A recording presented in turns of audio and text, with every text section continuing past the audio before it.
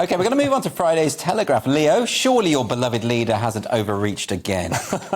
So Nicola's proposed ban on conversion therapy would be unlawful, according to KC, formerly QC, but then the Queen died. So Aidan O'Neill, so he's a top lawyer. He was acting for a children's charity. So basically, SNP and the Greens in Scotland, they're proposing this a ban on conversion therapy. And this would apply to conversion therapy for sexuality, but also gender.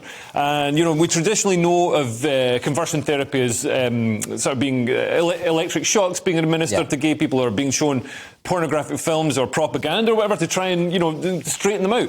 And it's obviously doesn't work. But now, you know, that's pretty much been outlawed. And, you know, nobody really does it like that. There might be, you know, the church prayer or something like that. But there isn't that brutal, ridiculous, awful, barbaric, medieval type of conversion therapy. So they're trying to, you know, bring this law through based on the fact that, you know, conversion therapy still happens. It's fixing a problem that doesn't really exist, but also it applies to gender identity. So this would mean that if a child turns to his parent and says, "Oh, you know, Mummy, I think I'm a girl," you know, they're a boy, and they say, "I think I'm a girl," instead of being like, "That's nice, dear," and ignoring it, you've got to book in an appointment for that child's genitals to be removed. Well, I mean, worse. So if a paediatric specialist, a gender specialist, were to sit down with a child and say, "OK, well, let's explore why you might have these feelings, where they might come from. Maybe it's to do with autism, maybe it's to do with internalised homophobia, as it often is."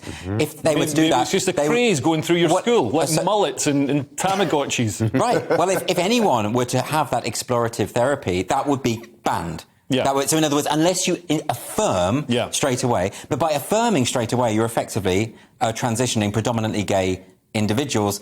So a ban on trans conversion therapy is actually a form of gay conversion therapy. Exactly, it's yes, gay. It's perversely, gay. I see what you're saying entirely, absolutely. So they don't really understand, I don't think they understand the issues. That's what I think is going on here. And it polices private, confidential, frank conversations, which is clearly going to be counterproductive. There's also a problem, though, isn't there, with Scotland, as far as the way that the SNP have been able to railroad this through and openly dismiss the concerns of feminists. The feminists have, you know, Nicola Sturgeon said there is no merit to these feminists' arguments. Not even attempting to talk about it. And the Greens have supported this, obviously.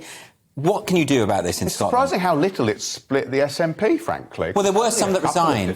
There were a couple of resignations, weren't there? But there just is no opposition to this kind of ideological nonsense. It just doesn't exist. And also the SNP, to a large extent, sort of control the judiciary in Scotland. So the equivalent of the head of the CPS in Scotland is also the SNP's legal advisor. And that's obviously you know, a role that should be split. It's split in England, and it's ridiculous. And also this proposed law would breach EU law, it would breach the UK's Human Rights Act of 1998.